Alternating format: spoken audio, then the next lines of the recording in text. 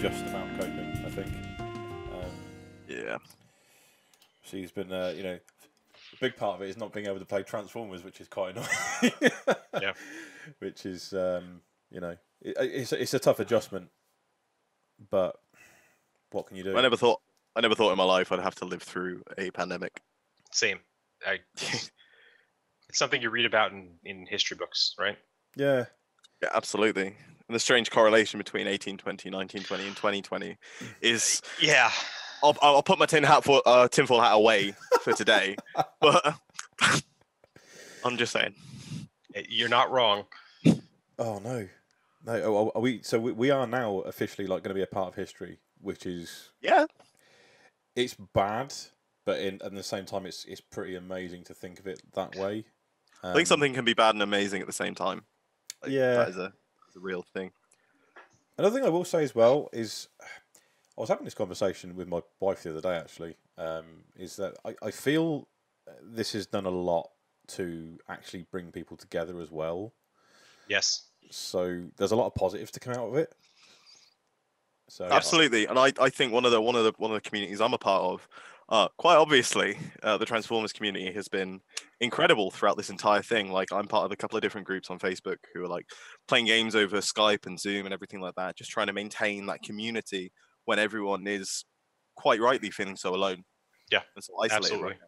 I got back into Dungeons and Dragons after a 15, 18-year absence, primarily as a way to stay, be able to stay connected with my brother.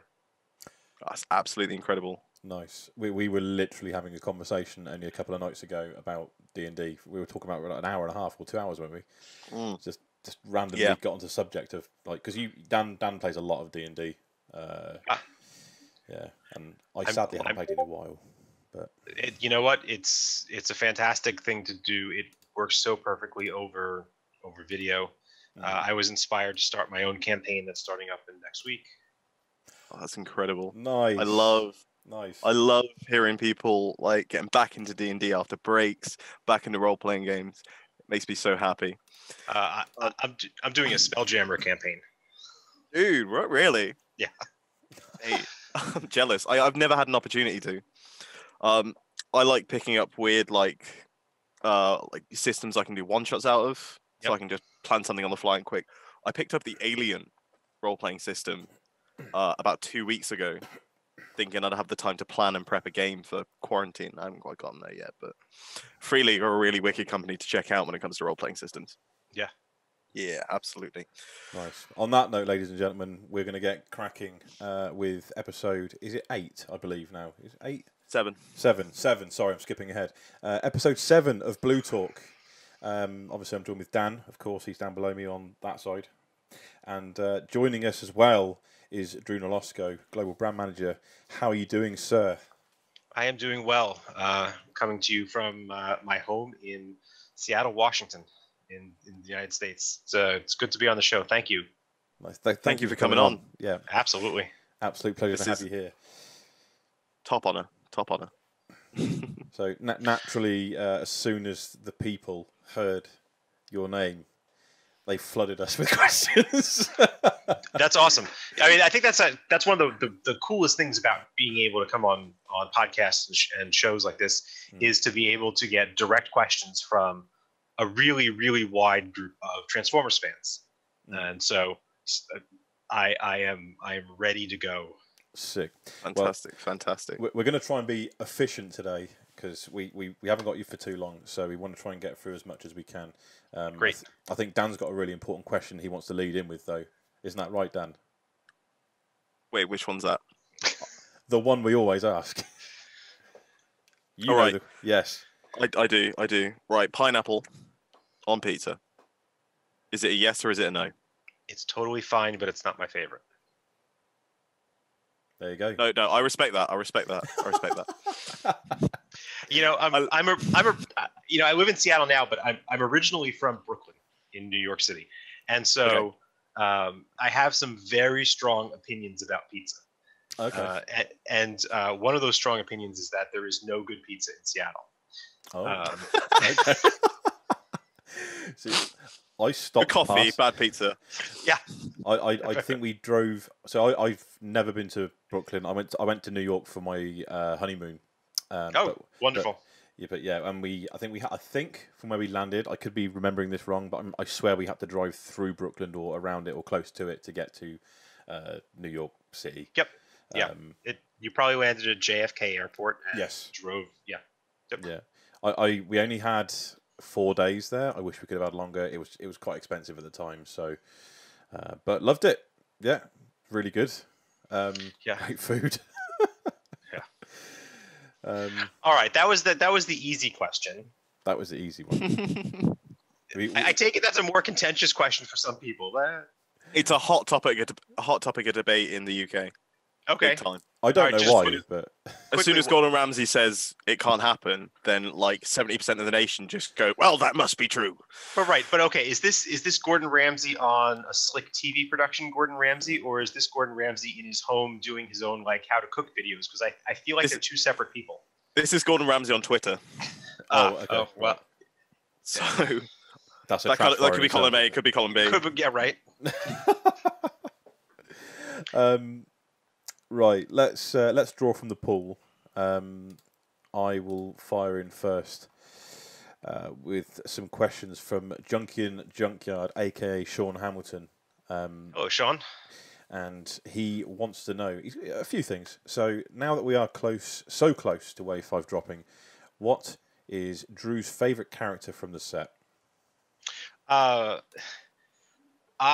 This changes on a weekly basis, and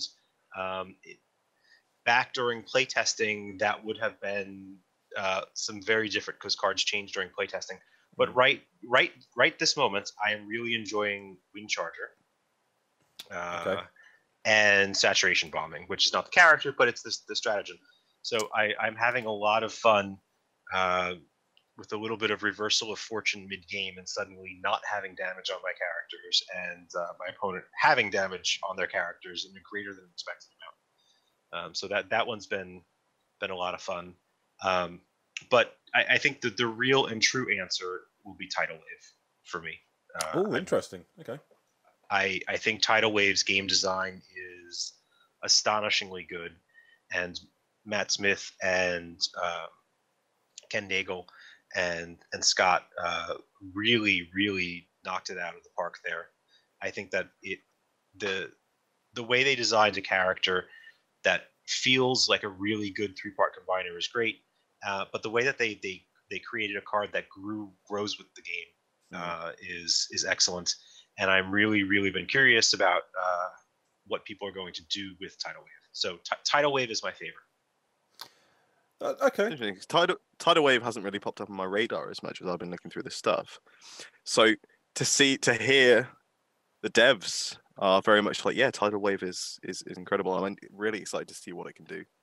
So it's my favorite, not because I think it's the most competitively powerful character in the set, but I think that it's astonishingly brilliant game design. I think if you're just talking about card that I think that is really going to make a mark on Constructed, I would say Sky Shadow. Yes. Yeah, I hard agree with that one. A lot of people, obviously, leading up, have been doing deck building already, and playing games, and Sky Shadow has been dominating. Sky Shadow is very good. Yeah, to the point where like when I see people playing a certain card, I tend to shy away from that card. I'm like, no, I don't want to play. I want to be different. I want to play other stuff. I'll see. So what are you playing, Nick? I've been playing Wolfwire because I really like him. He's so good. Wolfwire, and I gave Roadbuster a go as well. Okay. Roadbuster's fun. I like the fact that you can play attack drones on him. You can disarm them back to your hand, play them again, and you can do the same with the armors to heal damage. I think it's brilliant. Yeah, I think Roadbuster has a lot of interaction potential. And one of the interesting things about the current situation is there's going to be fewer total games played, and so the metagame is going to take, I think, a little bit longer to develop. Yeah. And which is interesting because Titan Master's Attack has a crazy amount of interactions. It has more team combinations than any set that we've ever done.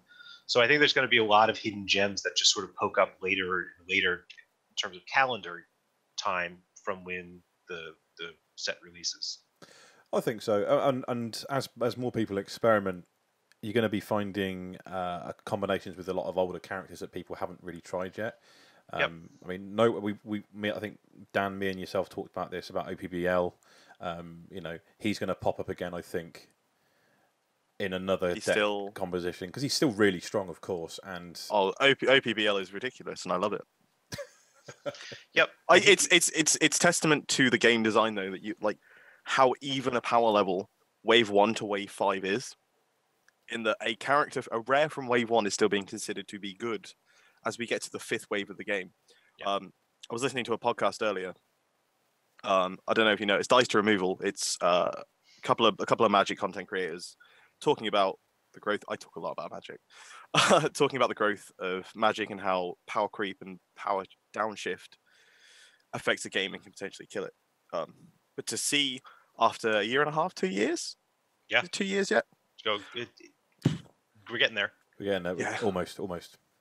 Like characters from the first wave of the game, the first part when everything was still new and fresh, are still incredibly useful and potentials for both meta and fun, casual interaction.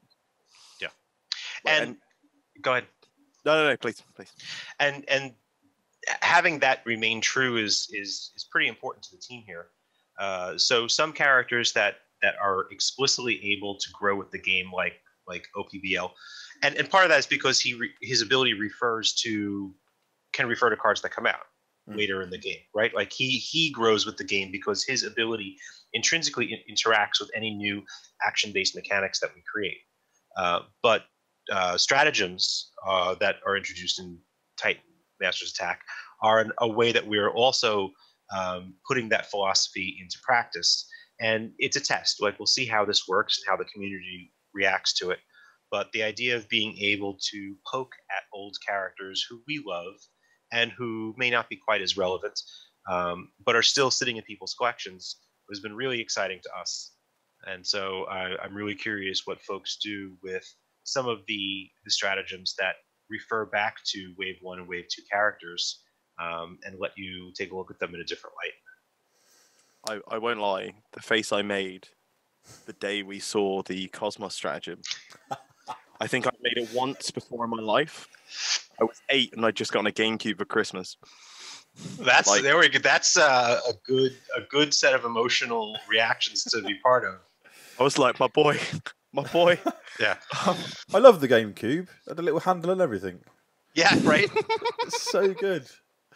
That was.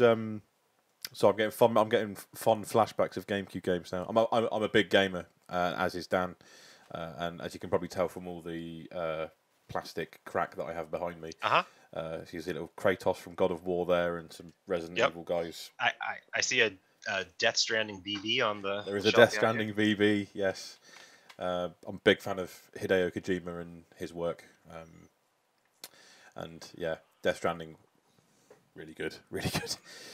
Right, let's get back to the other questions. I thought so. Once again, from Sean, he said, due to the delay as a result of COVID-19, what is your take on how the community has adapted to the circumstances as a result? I think the community is showing an incredible amount of resilience in the face of the challenges that social distancing and other methods that are necessary for the public good but keep us apart.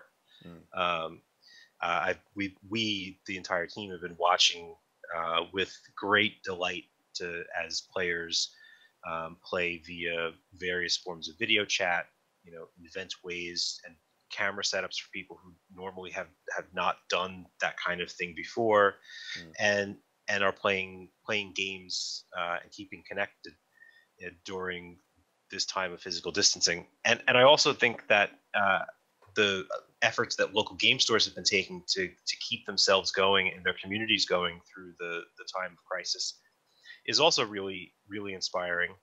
A lot of the local game stores in North America and I can only assume throughout the world, have been adapting quickly with, instituting online ordering if they had not already done so, curbside pickup of products to keep their communities in games, and that there are more and more people playing games at home now than I think ever before. I think we probably are at the peak just in terms of total number of home games played across all types of tabletop gaming. And so it's been really great to see people keeping their friendships and communities and rivalries going. Yeah, it's really, really important right now to try and keep morale high, and I think people have found a great way of doing that. Yep. Yeah. Okay, Sean again. Does the delay of Wave 5 mean a reschedule for the rest of 2020's products? So we are in uncertain times, yeah. And there are basically two types of ways I could answer this question. The first type is to say, if this and that happens, we'll do this. And if this and this happens, then we'll do that. But I think that's just setting up, given the level of uncertainty in the world situation, I think that's just setting up false expectations. So the other way to answer this question is, I don't have answers that I can share with you right now. That's fair. We're taking an approach where we prioritize the safety of the fan community and store owners and workers and the people who staff our warehouses and our distributors' warehouses and our factories that actually produce the product. That's our priority. And we are paying very close attention to the guidance from local and national health authorities. And as the situation continues to evolve, we're just going to react accordingly. So I can't really give you plans about or let you have more insight as to what's going to happen, other than we know that whatever we think is going to happen today, it's likely going to change in 2 weeks or a month or 6 weeks time.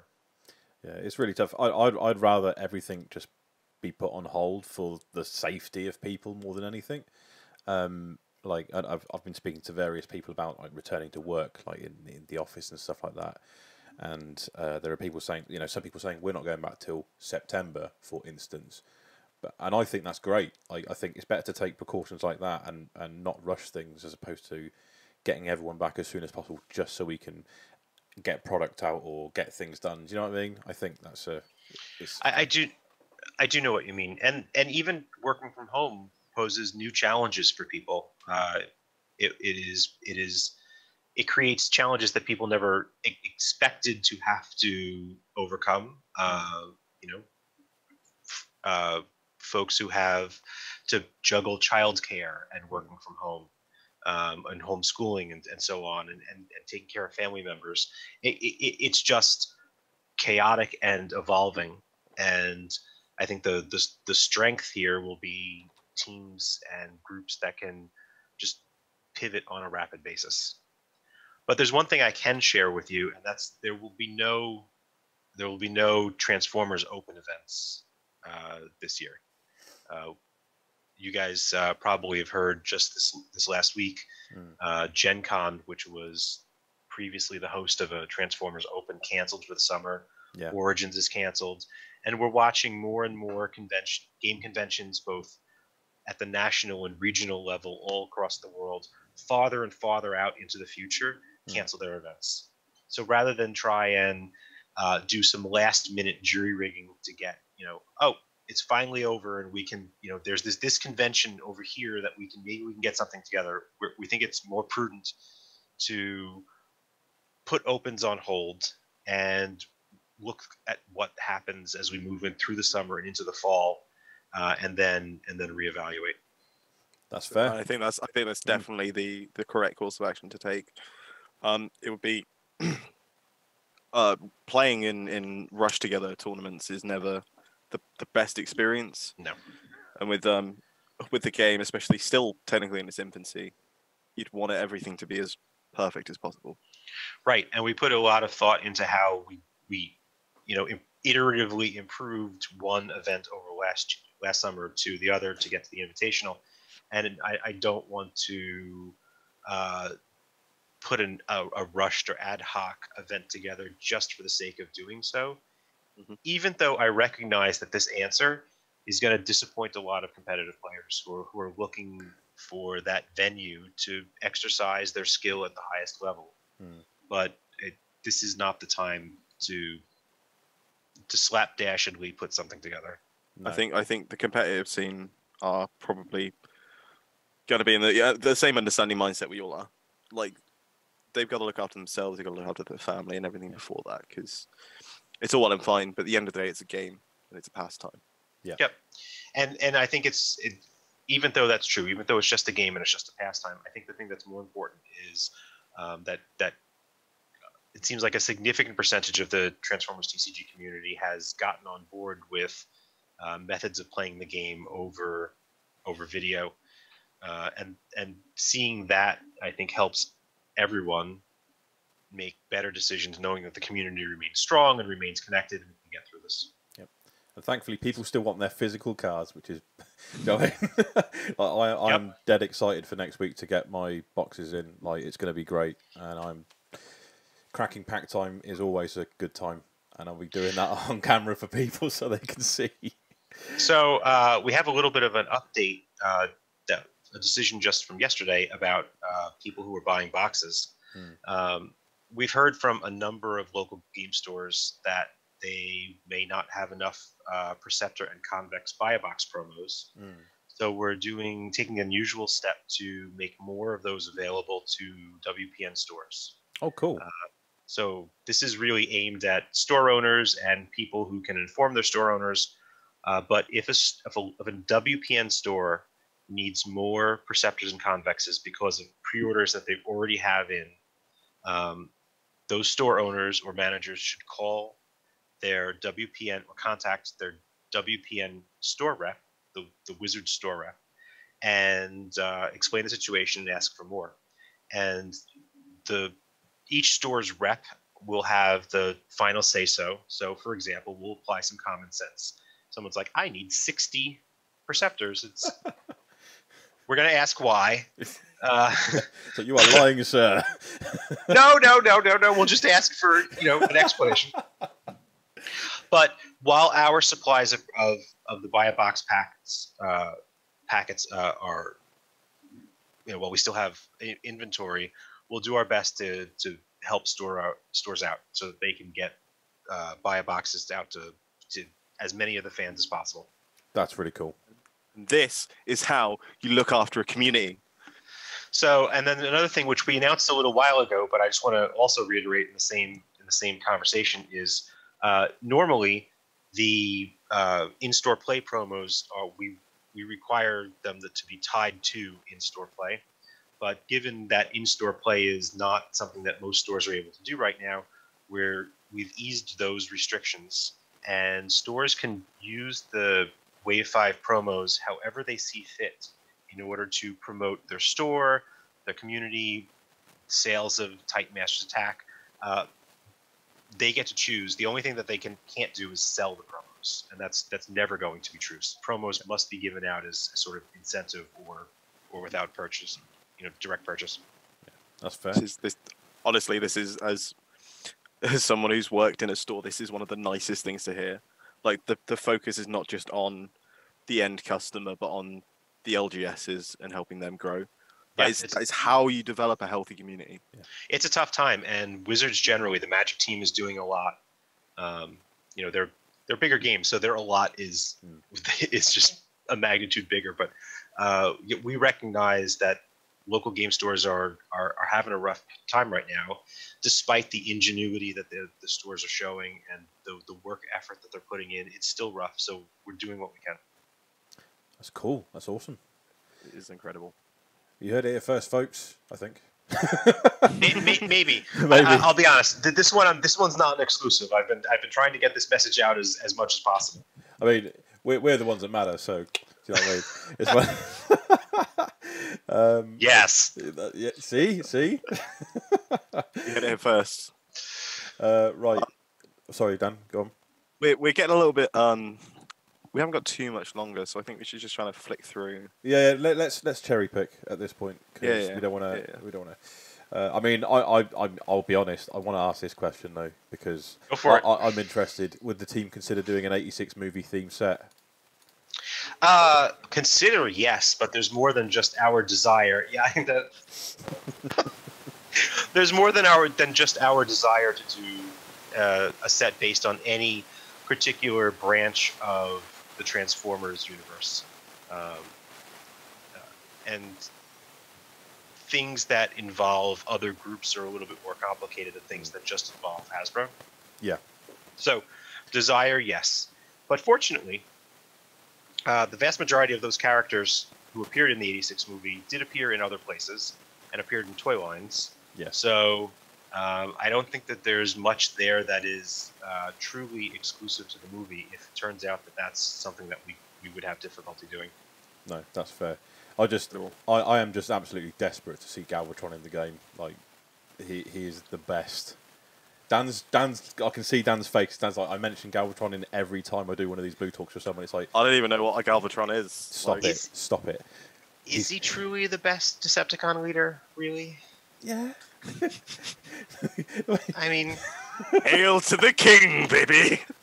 What metric are you using, Nick, to determine that he's the best? I mean, he looks cool. He's got. It's just. Is that how you choose Decepticon leaders? He was voiced by Leonard Nimoy, and Leonard Nimoy is cool. There we go. I will say, if you're talking about looking cool, then Starscream's crown and cape are pretty spiffy. And then look what happened to him. He got blown away by Galvatron. Yeah, but it was the best 10 seconds of our life, though. Like, this is what I'm saying. Like, Starscream looked cool for a second, and Salty is going to hate. Like, Salty, if you're listening, I apologise. He's screaming at me right now because Starscream's his favourite one, especially King Starscream. Okay, I have. You guys can't see this, but one of the things that I did to make working from home much better is I installed a giant whiteboard on my living room wall right there. Nice. So hold on a second. I'm going to write down Starscream's cape, King Starscream's cape as a card. Okay. Oh, that's amazing. oh my god. Yeah. Do it. This is the board of bad ideas, so I don't know if this will actually make it through the vetting by the full team, but yeah, it's now on the list. I mean, special interactions, once again, if you're doing a theme battle here and eventually like Galvatron blows away Starscream, I think you auto win the game at this point. So, like, that's just you asked Drew, too much, sir. I know. Drew, right? if that gets made into a card, Dan you need wants to to send me sign it. you need to send me enough so that I can make a cape out of them. I'm so tempted right now. No, don't. We talked about making a coat out of cup cards when Wave 1 rocked around because we were going to do we did a cup, and the winner was going to get a coat of cup cards that they could wear. I remember I remember hearing about that. Yeah. We never did make the cup coat, but No, because it'd be me making it for me. yeah, it's true. Dan is the current cup champion. We might do another one now because there's more cups in the game. I think we should do another one. Yeah. So well, have you guys gotten good old Sergeant Cup to trigger his stratagem at any point yet? I haven't tried it yet. Okay. I've used Wave 5 Cup with Roadbuster. Different story. Wave 5 Cup's in a kind of different league of goodness. I like him. He's so good. Yeah. One shall stand, one shall fall someone, especially Roadbuster. Enemy takes 3 damage. He gets +3 attack. Like, so I have a question about speaking of brand new Cup. Perceptor is a wrecker. Have you seen anyone in your community using Perceptor inside of a wrecker deck, or are they more using it separate? I built a Perceptor deck. Dan did, yeah. I was like, I've played against the Perceptor. Oh, it was Dan. Yes. It was definitely not in a wrecker shell. It was Perceptor in Elite 1, and it was a bad Daring Escape deck. Oh, interesting. Yeah. Neat. I went off and made a cup of tea, moved to the south of France, had 3 kids, came back, and Dan was still playing his turn. So, dude, I could play like 17 cards a turn. I just saw a fantastic video that someone posted that it was a fake cover song. And it was called "Wake Me Up When You Combo." Yes, I saw the same one earlier. It was just like this guy just taking a nap while his friend was playing a combo deck of Magic. He's like 5 hours later, he's I died. But the problem is, combo is so fun to play, and it's so horrible to play against. It is, and so combo exists in the Transformers trading card game, and it's pretty important for it to exist at some level, so that there's we consider it a release valve. In the same way, in some heavy black pip decks are in some ways a release valve, but we don't want it to get to the point where it's just nothing but combo that is I got to turn 4 and I'm gonna win sometime towards the end of the round. Put the kettle on. I think there's a healthy balance to it. Like if there's a combo that helps you set up so that you're in a more favorable position to win, that's probably better than going, oh look, my combo wins. Yep, but even decks that are I combo off and win still have a place in the game, provided that they don't do it on too early of a turn. And the reason for that is, let's say we misjudge the level of blue pips or armor, and decks can effectively sit there and very slowly win.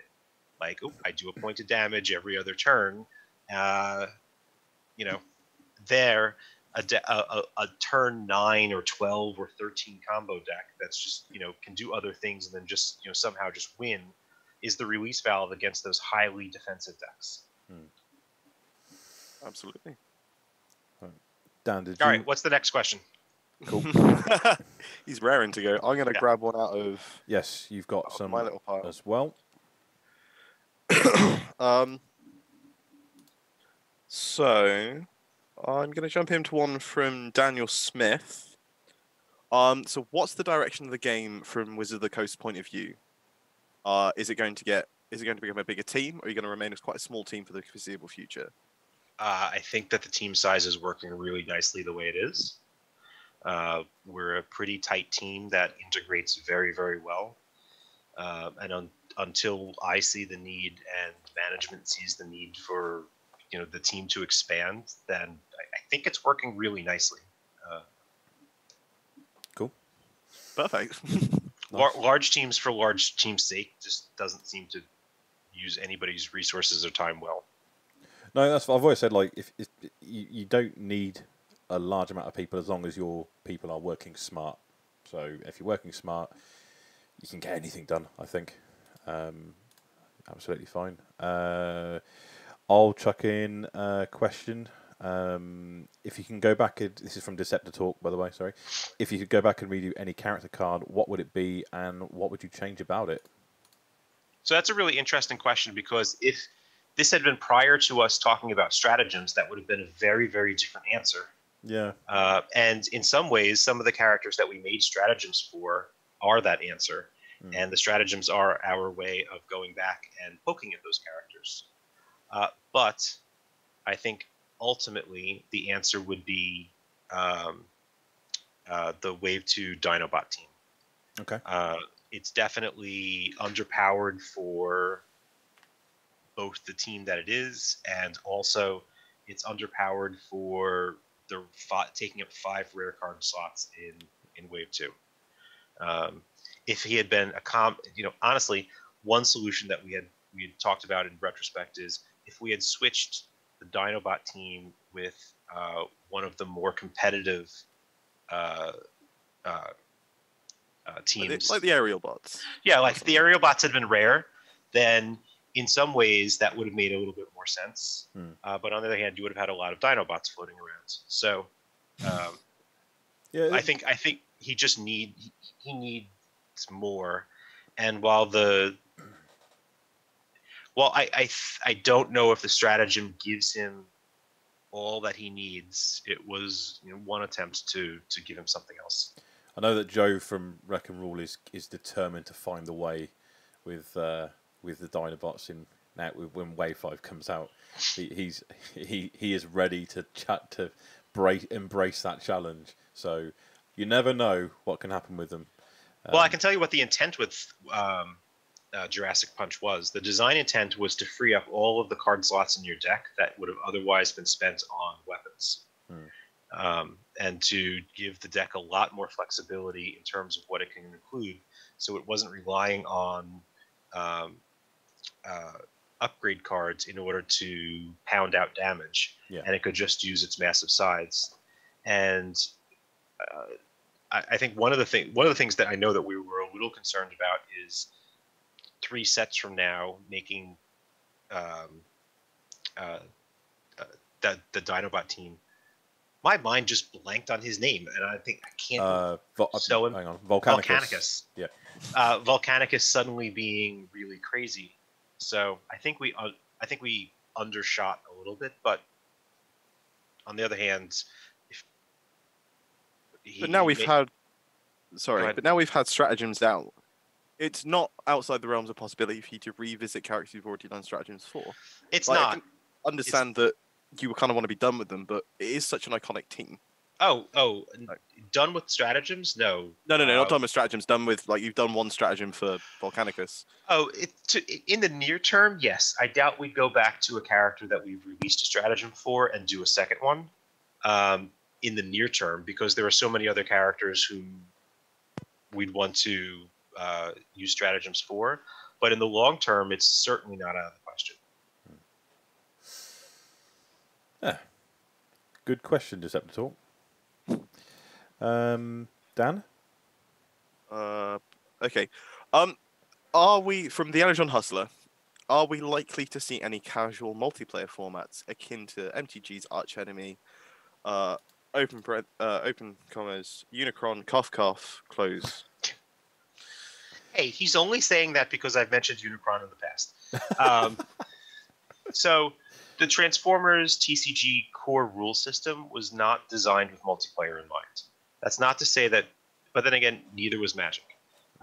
That's not to say that we won't be able to develop one, but I think, and I'm not talking, there's no concrete plans in anything that I'm saying here. I'm just idly speculating. I think that a raid style situation where it's multiplayer co-op against a raid boss like Unicron, who's certainly the size to be that raid boss style character, is a more likely place that we would go than try and solve actual multiplayer. I'd be happy with that. Okay. Yeah, I mean, I'm happy with that. Yeah, I quite like games like that. I mean, from recent memory, Marvel Champions. I don't know if you've had a chance to play that at all, Drew. But that's a co-op game, and it works perfectly fine, and it's great to play with friends. So, yeah, I can see that system working here. Yep. Yeah, 100 health, whatever. Yeah, exactly. That kind of thing. I'd need to be more than that, Nick. Come on. Yeah, good point. Well, 200. Oh, for Unicron? Yeah. Yeah, probably more than that. Honestly, to be truly honest, the way that I found, because I've designed some systems like that in the past before, when I was doing more game design work, the one things I found is that the health scaling with player number is the best way to do it. Yes. So that it's not an absolute value, and you can play it with 2 players or solo even, or you can have 6 players and it's still roughly the same level of challenge. Yeah, it's the same way Marvel Champions works. You can have up to 4 players, and depending on how many players you've got, it increases the boss health pool. So, yeah, it's a good system. Good question, Energon Hustler. I will throw one in from Rob Clark. Rotation 2021. That's all he says. Question mark. I don't think so. I don't think we necessarily need rotation in 2021. I think there's a couple of things that inform that. One is the availability of cards, and we've kept the first 4 waves on sale and available to stores and to keep in stock. I think rotation may need to happen at some point in the future, but I don't see a distinct need for it right now or in the near future. I think that the game system can probably absorb several more sets before the scarcity of cards becomes a problem. And let me just jump in. The other thing about rotation is like there's really two reasons why you need to do rotation. One is finding cards from sets from some time ago is too difficult for players coming into the game. And secondly, the body of cards that you can use to build decks with is too big for people to get their heads around. Yeah. And I think that we're a little bit far away from that. And part of that is because of the way Transformers breaks down deck building into teams and decks. So it really does change it. It complicates it in some ways, but in other ways it makes it a little bit easier because the total number of permutations is a little bit less than a game that was, say, just using 60 card decks that could, mix together freely. What are your thoughts on that? So I've played games that have no rotation. I play games that have a regular rotation. The game with no rotation has been going for about 15, 20, potentially more years. And the amount of cards in it is unfathomable. Mm-hmm. But they intentionally power creep the game every set. So it gets to a point where the cards from like 10 years ago just aren't relevant to anything. So you can take them out of your brain space when you're thinking about what cards to build decks with you. Yeah. Obviously, the other one is Magic. So I think if you're doing a non-rotational system, then power creep is the best way to do it. But again, we spoke earlier about how power creep in this game are kind of working, and it's if it's there, it is a slightly slow creep, but it's not devastating. That makes sense. So potentially a rotation. And stratagems give us an out there, Dan, right? Like because absolutely. We can do targeted power increases to characters who would become less relevant if we chose the power creep route. I don't think I'd ever want to do a steep power creep route. That feels bad for everybody involved and doesn't lead to a satisfying game environment. I could see doing slow power creep over longer periods of time, but I can also see spreading wider. We're still in that phase. We're distinctly in the phase where there are places that we can go that are sideways to up and down power creep, and I still think that we have several tricks up our sleeve at sort of the metagame level, or the meta design level, more accurately, before we even have to think about that. So that's sort of like the headspace that the team is in. I'm just looking forward to seeing what else is coming out. Like the highlight of every spoiler season is just seeing the new stuff we're getting on cards and the new style of cards, and whether we're going to have massive characters or even smaller ones than the last set. Like that to me is such a well of positive emotion, because I just don't know what's going to come. Yeah. And honestly, we really like keeping you guys surprised. No, absolutely, and it's been great so far. Like every set is exciting.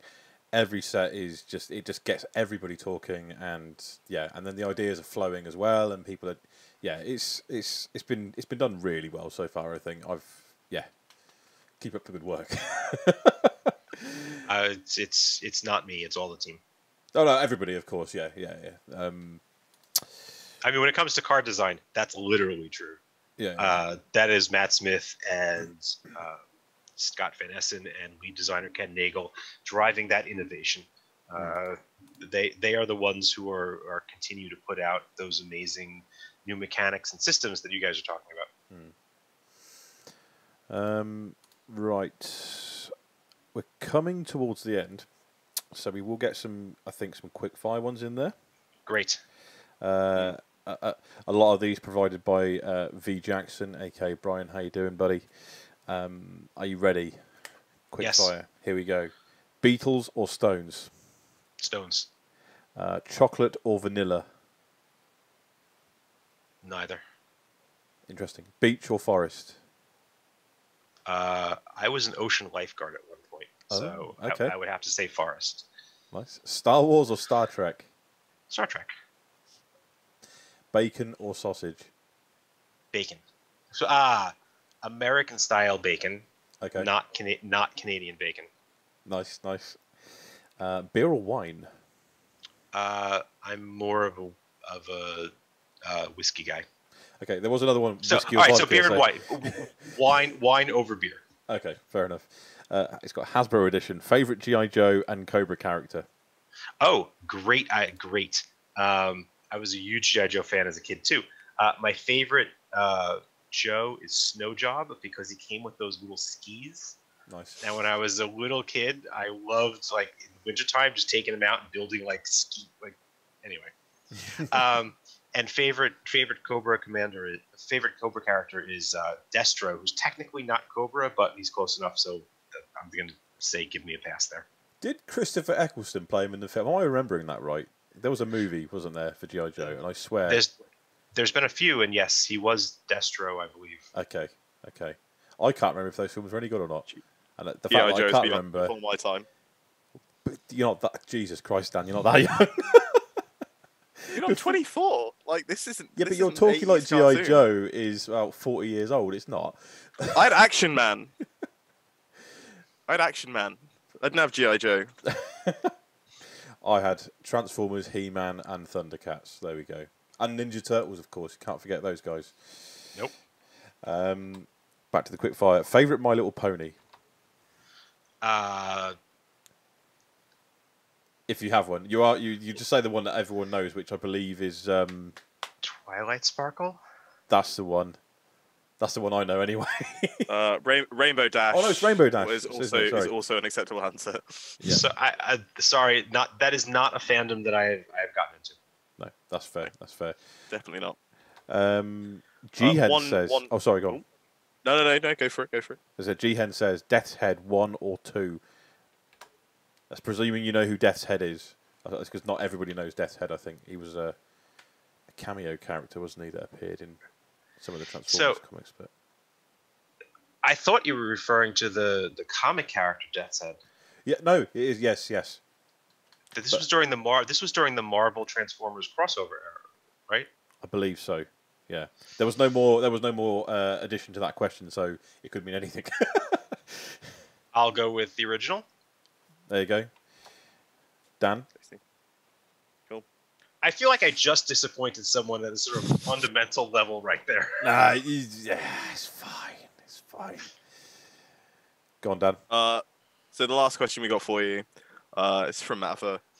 What's your favorite band? The Sisters of Mercy. Okay. Awesome. I've not personally heard of Sisters of Mercy, but what kind of band are they? They're a goth rock band. Oh, nice. Okay, cool. I actually saw them last summer at the Roundhouse in London. Twice Nice. in a row. You mean you were in London and you didn't come and say hi? How rude. I did. I was at the UK Open. Yeah, Dan. We weren't there. We're the ones at fault here, right? Come on, stop it. I telegraphed where I was in Greater London pretty clearly. It's all right. Next year we'll be there. We'll be there. Year. It's all good. Where exactly are you guys located? So we Banbury. live. Yeah, we live in a very small town called Banbury, which is about 100 miles away from London. Which direction?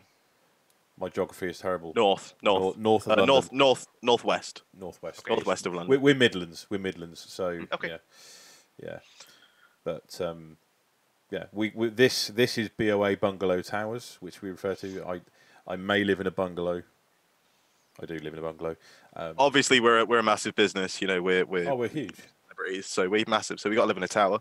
Yeah, that's why we call it Bungalow Towers. Quick question from me. Yep. You referenced the fact that you knew who BB was, which I'm going to point to him. So Yep. that indicates to me that you play video games. Oh, quite a lot. Yes. What are you playing at the moment? So at the moment, I'm rotating through a deck building game called Slay the Spire. Okay, I've heard of this. Yep. It's quite well done. I have been playing Counter-Strike since 1.3. Oh. Well, although I've got to say, my reaction times are getting worse and worse every year. Me too. and I may have to have a deep moment of introspection about whether or not I should continue to get my butt kicked in competitive games. I also play World of Warships, which is a naval combat game. Yep. Mostly World War I and World War II naval combat. What else am I playing? I dabble. I play an enormous amount of Fallout. I'm a big fan of the Fallout series, and so every once in a while, and this has been true during social distancing and isolation, going back and replaying some Fallout. And I think the newest game that I just completed was Wasteland 2. Okay. Which is a post-apocalyptic role-playing game made by the team who made the original Fallout game. Yes. Well, 2.5D isometric. Yes. Yeah. I'm sure Wasteland 3 is on its way, or is out already. I believe they've announced Wasteland 3. Yes. I don't know we've actually seen anything about it, but I could be wrong. I found the game quite challenging and really delightful. Okay. Yeah. One more question. Okay. Okay. Well, I was going to say, like, a question I like to ask people is always just to tell us 2 interesting facts about yourself that people might not know. Okay. Let's see. All right. Here's an easy one. I am an enormous fan of Lego, and you can see over here. That's my Lego architecture collection, or at least part of it. Cool. Lego architecture always looks so cool. It is really, really wonderful. And then let's see, something else that people might not know about me. I have worked on a number of games and collectible games before this, but I was the product development manager for HeroClix, and so I worked to restart HeroClix when NECA bought WizKids. So that's where I was before Wizards. That's crazy. I'll hold my hands up, and I did a touch of market research, and I looked at your LinkedIn profile. Oh, well, I mean, there you go. And I saw your spiz at WizKids, and I didn't realize you'd done something that impressive, and that impactful to everything. Like HeroClix is massive. Yeah, HeroClix is a wonderful game. They were a wonderful group to work with, and I'm a pretty big comic fan, sort of broadly, and so it was really exciting to work on a comic based property. Man, ladies and gentlemen at home, the global brand manager for Transformers is an incredible man. Oh, who are you talking about? That's clearly not me. No, man, you're on a wavelength. You're into comics, you're into games, you do HeroClix, like, do you know what I mean? Awesome. Ticking all the boxes. It's a lot of fun. I mean, I get to make games that people enjoy, and then I get to talk to them about why they enjoy it and why they don't, and see if I can fix that. And that is super rewarding. Absolutely. I bet. Really quite. Have you got any jobs going? Oh wow. Have you got any jobs going? So, Wizards of the Coast. Wizards of the Coast has a ton of jobs open. Wait, where's it gone? Oh no, where's it gone? There it is. I apologise for Dan. Oh my god, he's put. I don't know. Do you see me wearing a tie here? What? Is that a Christmas tree? No. Oh god, Dan. That's definitely not a penguin. It's penguins. Oh.